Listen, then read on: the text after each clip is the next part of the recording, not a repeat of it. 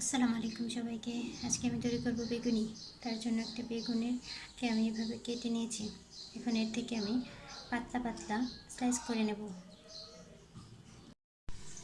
বেগুনির জন্য আমি বেগুনগুলোকে পাতলা করে কেটে নিয়েছি। এখন লবণ দিয়ে মেখে নেব। নিয়ে নিয়েছি বেসন, চালের গুঁড়া, ময়দা, হলুদ গুঁড়া, মরিচ গুঁড়া, লবণ, ধনিয়া গুঁড়া, জিরা গুঁড়া। এখন দিয়ে দেব সামান্য খাবার সোডাটা অবশ্যই অল্প পরিমাণে দিতে হবে। আদা বাটা, রসুন বাটা, আর দিয়ে দেব কালো জিরা। কালো জিরাটা দিলে কিন্তু এর টেস্টটা অনেক ভালো আসে। এখন শুকনো উপকরণগুলো ভালোভাবে মিশিয়ে নেব। এখন অল্প অল্প পানি দিয়ে এটা ব্যাটার তৈরি করে নেব।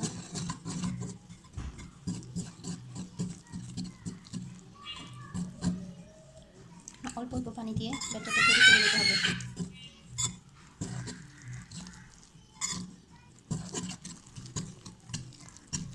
এখন আমি এটাকে ভালোভাবে ফেটিয়ে নেব।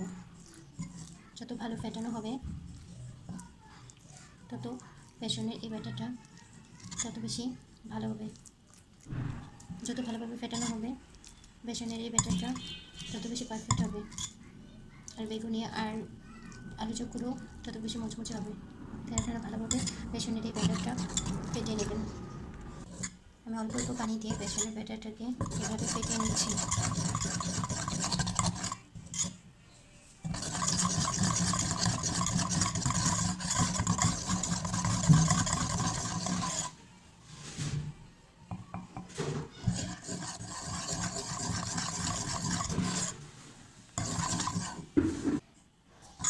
বেসনের ব্যাটারটা একদম পারফেক্ট। আমার বেসনের গোলাটা একদম রেডি। এর কনসিস্টেন্সিটা এরকম হবে, বেশি পাতলাও না বেশি ঘনও না। চুলায় একটা কড়াই বসিয়ে দিয়েছি এবং দিয়ে দিয়েছি পরিমাণ মতো তেল। বেগুনিগুলি আমি দিয়ে দিয়েছি। এ পর্যায়ে চুলার আঁচটা হাই হিটে থাকবে। যখন বেগুনিগুলো তেলের মধ্যে ছাড়া হবে তখন হাই হিটে রাখতে হবে, নইলে কিন্তু বেগুনিগুলো ফুলবে না।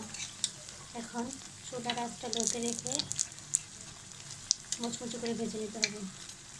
আমি উল্টে পাল্টে মুচমুচে করে ভেজে নেব। মুচমুচে বেগুনিগুলো আমার একদম রেডি।